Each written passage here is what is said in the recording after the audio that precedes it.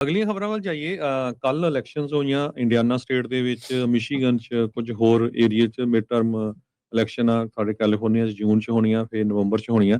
ਸੋ ਕਹਿੰਦੇ ਵੀ ਡੈਮੋਕ੍ਰੇਟਸ ਕਾਫੀ ਜ਼ਿਆਦਾ ਜਿੱਤੇ ਹੈਗੇ ਆ ਯੂਐਸ ਦੇ ਵਿੱਚ ਜਿਹੜੀਆਂ ਸਪੈਸ਼ਲ ਇਲੈਕਸ਼ਨਸ ਹੋਈਆਂ। ਪਰ ਪ੍ਰੈਜ਼ੀਡੈਂਟ ਟਰੰਪ ਉਹਨਾਂ ਨੇ ਵੀ ਆਪਣਾ ਜਿਹੜਾ ਹੋਲਡ ਆ ਉਹ ਜੀਓਪੀ ਦੇ ਉੱਤੇ ਰੱਖਿਆ ਹੈਗਾ।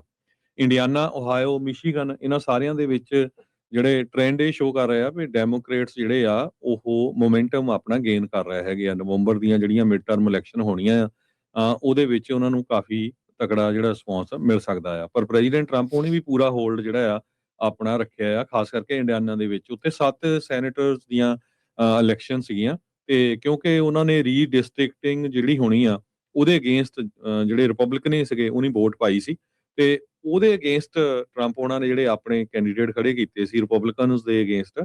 ਸੋ ਟਰੰਪ ਉਹਨਾਂ ਦੇ 7 ਵਿੱਚੋਂ 5 ਜਣੇ ਜਿਹੜੇ ਆ ਉਹ ਜਿੱਤ ਗਏ ਹੈਗੇ ਆ। ਸੋ ਇਨਕੰਬੈਂਟ ਜਿਹੜੇ ਉੱਥੇ ਹਾਰ ਗਏ ਆ। ਸੋ ਇਹ ਬਿਗੇਸਟ ਜਿਹੜਾ ਟਰੰਪ ਉਹਨਾਂ ਦੀ ਜਿਹੜੀ ਪਾਵਰ ਦੀ ਜਿੱਤ ਆਪਾਂ ਕਹਿ ਸਕਦੇ ਇੰਡੀਆਨਾ ਦੇ ਵਿੱਚ ਦੇਖੀ ਜਾ ਸਕਦੀ ਹੈਗੀ ਆ।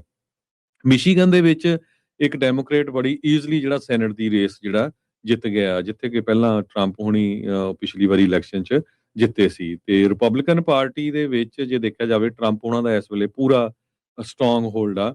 ਜੋ ਰੀਸੈਂਟਲੀ ਇੰਡੀਆਨਾ ਦੇ ਵਿੱਚ ਇਲੈਕਸ਼ਨ ਵਾਪਰਿਆ। ਹੋਈਆਂ ਜੇ ਉਹਦੇ ਵੱਲ ਆਪਾਂ ਦੇਖੀਏ ਤੇ ਇਸੇ ਤਰ੍ਹਾਂ ਓਹਾਇਓ ਦੇ ਵਿੱਚ ਵੀ ਜਿਹੜਾ ਰਾਮਾਸਵਾਮੀ ਆ ਉਹ ਜਿੱਤ ਗਿਆ, ਹਾਲਾਂਕਿ ਜਿਹੜਾ ਉਹਦਾ ਓਪੋਨੈਂਟ ਆ ਡੈਮੋਕ੍ਰੇਟ ਉਹ ਵੀ ਕਾਫੀ ਸਟਰੋਂਗ ਆ। ਸੋ ਉਹ ਦੇਖਦੇ ਆ ਹੁਣ ਨਵੰਬਰ ਦੇ ਵਿੱਚ ਇਲੈਕਸ਼ਨ 'ਚ ਕੀ ਹੁੰਦਾ ਹੈਗਾ। ਸੋ ਇਹੀ ਜਿਹੜਾ ਰਿਜ਼ਲਟ ਕੱਢਿਆ ਆ ਬਹੁਤੇ ਨਿਊਜ਼ਪੇਪਰਸ ਨੇ ਵੀ ਰਿਪਬਲਿਕਨ ਪਾਰਟੀ 'ਚ ਟਰੰਪ ਉਹਨਾਂ ਦਾ ਪੂਰਾ ਹੋਲਡ ਆ, ਪਰ ਡੈਮੋਕ੍ਰੇਟਸ ਜਿਹੜੇ ਆ ਉਹ ਅੱਗੇ ਨੂੰ ਕਾਫੀ ਵੱਧ ਰਹੇ ਹੈਗੇ।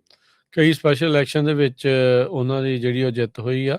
ਸੋ ਪ੍ਰਾਇਮਰੀ ਕਰਾਤੇ ਜਿਹੜੇ ਇਨਕੰਬੈਂਟ ਆ ਟਰੰਪ ਹੋਣਾ ਨੇ, ਜਿਹੜੇ ਉਹਨਾਂ ਦੇ ਉਲਟ ਸੀਗੇ, ਜਿਨ੍ਹਾਂ ਨੇ ਮੁੜ ਹਲਕਾਬੰਦੀ ਦੇ ਉਲਟ ਵੋਟ ਪਾਈ ਸੀ ਜੀਓਪੀ ਵਾਲਿਆਂ ਨੇ, ਰਿਪਬਲਿਕਨ ਨੇ। ਉਹਨਾਂ ਦੇ ਉਲਟ ਜਿਹੜੇ ਬੰਦੇ ਖੜੇ ਸੀਗੇ ਉਹਨਾਂ ਨੂੰ ਅੰਡੋਰਸ ਕਰਤਾ ਤੇ 7 ਚੋਂ 5 ਜਿਹੜੇ ਉਹ ਜਿੱਤ ਗਏ ਆ।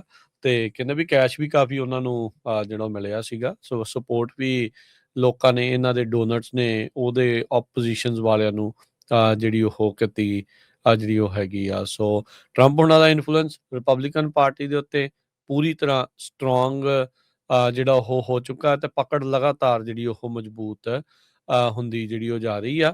$8.3 ਮਿਲੀਅਨ ਕਹਿੰਦੇ ਵੀ ਜਿਹੜੇ ਗਰੁੱਪਸ ਜਿਹੜੇ ਕਰਦੇ ਸੀਗੇ ਨਾਲ ਸੀਗੇ ਟਰੰਪ ਹੁਣਾਂ ਦੇ, ਉਤੋਂ 8.3 ਮਿਲੀਅਨ ਤੋਂ ਵੱਧ ਡਾਲਰ ਜਿਹੜੇ ਉਹਨਾਂ ਨੇ ਖਰਚੇ ਐਡਵਰਟਾਈਜ਼ਿੰਗ ਤੇ ਮਨੀ ਦੇ ਉੱਤੇ, ਜਿਹੜੀ ਰੇਸਿਸ ਦੇ ਉੱਤੇ।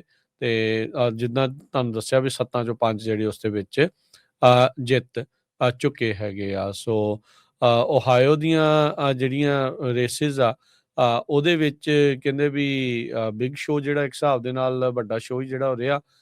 ਤੇ ਕਹਿੰਦੇ ਵੀ ਓਹਾਇਓ ਉੱਦਾਂ ਜੇ ਦੇਖਿਆ ਜਾਵੇ ਤਾਂ ਹੁਣ ਲਾਰਜਲੀ ਕੰਜ਼ਰਵੇਟਿਵ ਜਿਹੜਾ ਉਹ ਬਣਦਾ ਜਾ ਰਿਹਾ ਆ। ਡੈਮੋਕ੍ਰੇਟਸ ਇਹ ਆਸ ਉਮੀਦ ਲਾਈ ਬੈਠੇ ਆ ਵੀ ਸ਼ਾਇਦ ਅਸੀਂ ਉੱਥੇ ਕੋਈ ਨਾ ਕੋਈ ਸੀਟ ਜਿਹੜੀ ਉਹ ਜਿੱਤ ਸਕਦੇ ਆ। ਯੂਐਸ ਦੀ ਜਿਹੜੀ ਸੈਨੇਟ ਮੈਜੋਰਿਟੀ ਕਹਿੰਦੇ ਵੀ ਓਹਾਇਓ ਦੇ ਥਰੂ ਲੰਘ ਕੇ ਜਿਹੜੀ ਉਹ ਜਾਂਦੀ ਜਿਹੜੀ ਉਹ ਹੈਗੀ ਆ। ਸੋ ਵੈਂਸ ਹੁਣਾਂ ਦੀ ਟਰਮ ਨੂੰ ਫਿਲ ਕਰਨ ਦੇ ਲਈ ਜਿਹੜੀ ਇਹ ਰੇਸ ਆ ਉਹ ਸਪੈਸ਼ਲ ਇਲੈਕਸ਼ਨ ਜਿਹੜੀ ਉਹ ਸੀਗੀ। ਸੋ ਉਹਦੇ ਵਿੱਚ ਆਪਾਂ ਜਿਹੜਾ ਉਹ ਦੇਖਿਆ ਆ। ਸੋ ਕਮਲਾ ਹੈਰਿਸ ਇੱਥੇ ਟਰੰਪ ਹੁਣਾਂ ਤੋਂ 11 ਪੁਆਇੰਟਾਂ ਦੇ ਨਾਲ ਹਾਰੀ ਸੀਗੀ ਤੇ ਬਰਾਊਨ ਜਿਹੜਾ ਆ ਉਹ 4 ਪੁਆਇੰਟ ਤੋਂ ਘੱਟ ਦੇ ਫਰਕ ਦੇ ਨਾਲ ਇੱਥੇ ਜਿਹੜਾ ਉਹ ਹਾਰਿਆ ਆ। ਸੋ ਜ਼ੋਰ ਜਿਹੜਾ ਇਹਨਾਂ ਨੂੰ ਵੀ ਲਾਉਣਾ ਪਿਆ ਆ। ਰਾਮਾਸਵਾਮੀ ਜਿਹੜੇ ਜਿੱਦਾਂ ਤੁਸੀਂ ਦੱਸਿਆ ਵੀ ਹੁਣ ਨੈਸ਼ਨਲ ਨੇਮ ਬਣ ਗਿਆ ਸੀ, ਉਸ ਨੇ ਆਸਾਨੀ ਦੇ ਨਾਲ ਜੀਓਪੀ ਦੀ ਜਿਹੜੀ ਪ੍ਰਾਇਮਰੀ ਆ ਉਹ ਜਿੱਤ ਲਈ ਹੈਗੀ ਆ।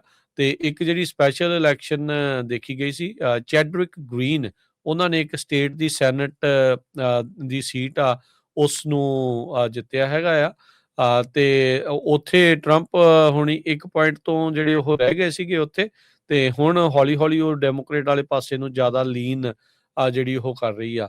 ਸਪੈਸ਼ਲ ਇਲੈਕਸ਼ਨ ਜਿਹੜੀਆਂ ਮਿਡ ਟਰਮ ਤੋਂ ਪਹਿਲਾਂ ਜਿਹੜੀਆਂ ਆਈਆਂ ਆ ਉਹਦੇ ਵਿੱਚ ਆਪਾਂ ਦੇਖ ਰਹੇ ਆ ਵੀ ਡੈਮੋਕ੍ਰੇਟਸ ਨੇ ਕਈ ਥਾਵਾਂ ਦੇ ਉੱਤੇ ਜਿਹੜਾ ਉਲਟ ਫੇਰ ਕੀਤਾ ਆ, ਖਾਸ ਕਰਕੇ ਜਿਹੜੀ ਬੈਟਲ ਗਰਾਊਂਡ ਸਟੇਟਸ ਆ ਉਹਨਾਂ ਦੇ ਵਿੱਚ। ਸੋ ਇਹ ਕਹਿ ਸਕਦੇ ਵੀ ਇੱਕ ਖਤਰੇ ਦੀ ਘੁੱਗੂ ਹੈਗਾ ਆ ਜੀਓਪੀ ਦੇ ਲਈ, ਕੰਜ਼ਰਵੇਟਿਵ ਦੇ ਲਈ।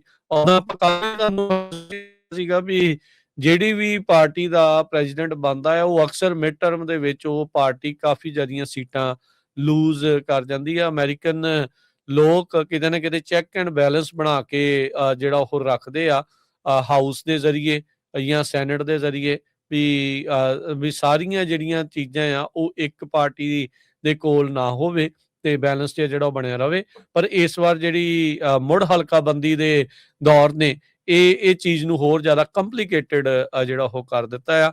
ਅਸਲ 'ਚ ਕੌਣ ਜਿੱਤ ਸਕੂਗਾ, ਕੌਣ ਰਹਿ ਜਾਊਗਾ, ਇਹ ਆਉਣ ਵਾਲਾ ਸਮਾਂ ਹੀ ਜਿਹੜਾ ਉਹ ਦੱਸ ਸਕੇਗਾ। ਪਰ ਪੋਲੀਟੀਕਲ ਹਵਾ ਜਿਹੜੀ ਆ ਉਹ ਥੋੜੀ ਜੀ ਉਲਟ ਮੌਜੂਦਾ ਪ੍ਰਸ਼ਾਸਨ ਦੇ ਜ਼ਰੂਰ ਚੱਲ ਰਹੀ ਹੈਗੀ। ਜੀ।